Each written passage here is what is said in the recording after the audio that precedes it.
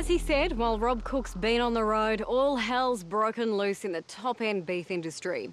The robust debate has stretched all the way from Jakarta to Canberra by the people most directly affected by the suspension of the live cattle trade, beef producers like the Cook family across northern Australia. The most pressing issue right now is what to do with cattle that no longer have a clear destination or meet local market specifications. They need to be fed, watered and trucked from the export depots back to where they came from or to agistment.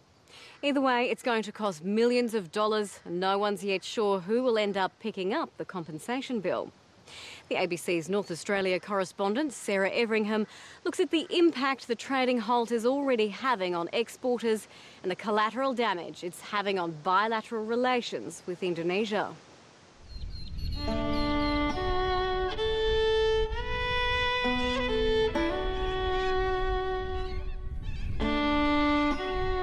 For beef producers in northern Australia, it's a time of great uncertainty. The government's suspension of live exports to Indonesia has hit both corporate and family-owned properties. We've been here for 30 years. It's about 3 million acres. I think we've got 70-something thousand cattle on it now. Here at the vast Newcastle Water Station in the West Barkly, the chairman of the Consolidated Pastoral Company, Ken Warriner, is considering what to do with thousands of cattle ready for live export. With the length of the government suspension still unclear, he's just one beef producer in northern Australia wondering to what extent he'll need to redraw his plans. It'll have a big impact. We've still got between 17 and 20,000 cattle we've got programmed to go up there, and they're all in the northwest. They will then now have to come into Queensland to be fattened for the trade next year in there or down to South Australia. But yeah, it'll be a big impact. Ken Warriner says the suspension will come at a big cost, but he expects the property will weather the difficult times. He says smaller operators in the region will be the hardest hit. Well, I think the little fellas up here are going to be devastated, totally devastated by it. It's a trade that's really kept them going for quite a while. And they don't have the ability to fatten down south and do that. They'll just have to take the market what it is.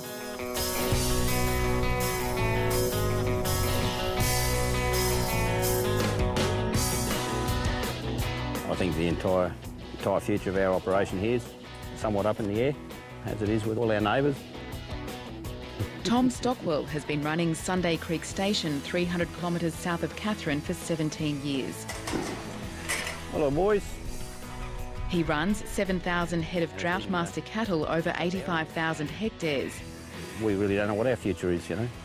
It could be the end of a dream. Like at many stations in the north, his livelihood is the live export trade. The country here is perfectly suited to live export because we can breed cows and young cattle fairly cheaply compared to other areas of Australia, but we do not have the nutrition or the productive capacity to actually grow animals out to finished quality. It takes us too long to grow an animal up in this country, so having the Indonesians be able to do that is good. But his best plans have come unstuck. When images of cattle being mistreated in Indonesian abattoirs were recently broadcast on national television, the federal government came under intense public and political pressure to stop the live export trade to Indonesia. The government eventually responded by suspending all live exports to Indonesia for up to 6 months. Straight ahead, too small.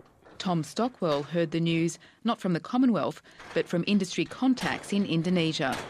I think we were completely taken by shock when we found out that the trade had just been stopped dead with no warning and no real light at the end of the tunnel. Beef producers in northern Australia, such as Tom Stockwell, are anxious to know the government's next move. We're more fortunate than a lot of people in that we have had some income so far this year, so we're not financially at risk for the next couple of months, and we can keep staff on and keep things going as we'd like to. But every day that goes on longer puts us at financial risk.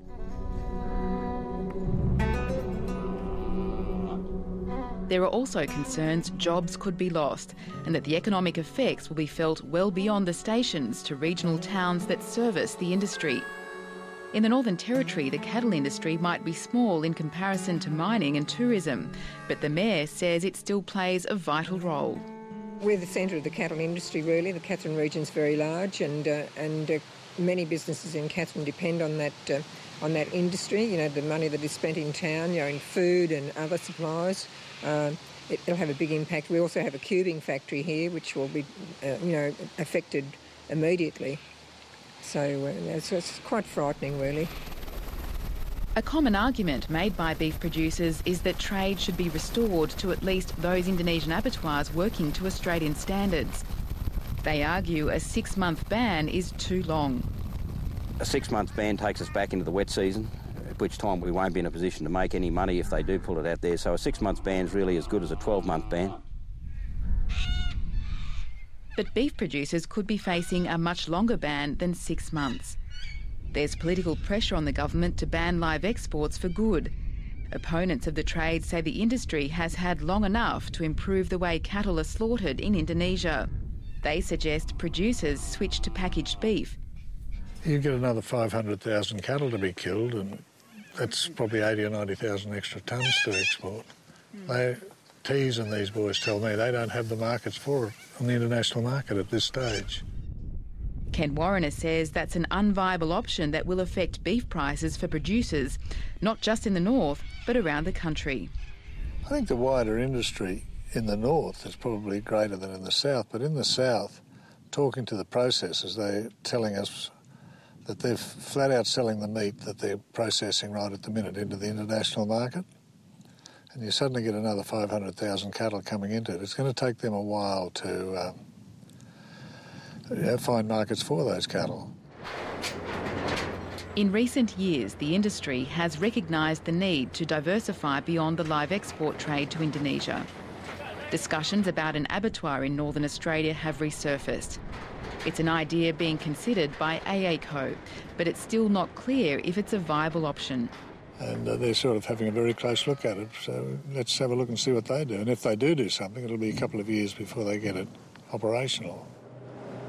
If anyone knows the difficulties of operating an abattoir in Northern Australia, it's Ken Warriner. He says abattoirs have closed across Northern Australia because of unreliable supply and labour. It's pretty hard to make them work up here now, and the labour force is coming up for just a 6 or 7 month period is very, very expensive. And shipping the meat out. You may be able to ship it to Indonesia quite simply on small ships, but to generally ship meat out of Darwin's not an easy thing. The next few weeks will see heavy lobbying from both sides of the debate. The government's inquiry into the live export trade is due to deliver a final report at the end of August. But there's concern among producers that the ban has already damaged relations with Indonesia, and that the longer the ban continues, the higher the risk of collateral damage. The answer to that is how quickly can we get plants certified that are okay by both the Australian and Indonesian standards, particularly the humane side of it. I don't know. I've got no idea, because there's a lot of plants up there and there's going to have to be a lot of adjustment made for us to keep control of what's happening in those plants. Ken Warriner and the Consolidated Pastoral Company are among major players in the market that have spent plenty of time and money developing first-rate facilities and relationships in Indonesia. As part of efforts to get trade back up and running, Consolidated Pastoral has sent staff to Indonesia to oversee the slaughter of their cattle. We're going to put people in the plants to make sure that we're in charge of it right through until they stun. We're installing the stunning guns and take them through to the stunning, having a person there at those plants each night. Now, that's going to take a lot of doing to do on a lot of plants, but a few of us will do that for a start anyway. The federal government says it's committed to getting guarantees about animal welfare standards in Indonesia so trade can resume. But a full restoration seems some way off. We understand that some Australian exporters and their Indonesian partners will be better placed than others to move quickly on that. Some others may take additional time. But I certainly anticipate that even if the trade is to be resumed quickly, it will certainly not be at the same level as it has been previously for some considerable amount of time.